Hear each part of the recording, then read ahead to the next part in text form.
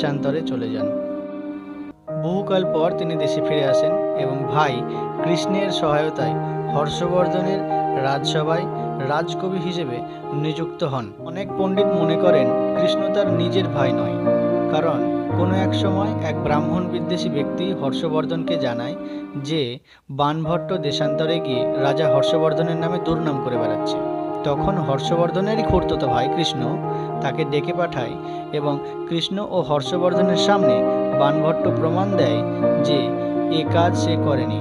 বাণভট্টের স্পষ্ট বক্তৃতা, সাহস ও বাক্য প্রয়োগের অসাধারণ কৃতিত্বের ওপর মুগ্ধ হয়ে হর্ষবর্ধন তাকে রাজকবি হিসেবে নিযুক্ত করে এবং ধীরে ধীরে বাণভট্ট হর্ষবর্ধনের প্রিয় পাত্র হয়ে ওঠে। সংস্কৃত গদ্যকাব্যের জগতে হর্ষচরিত আর কাদম্বরী বাণভট্টের রচনা। হর্ষচরিত আখ্যায়িকা শ্রেণীর গদ্যকাব্য। প্রথম আড়াইটি উচ্ছ্বাসে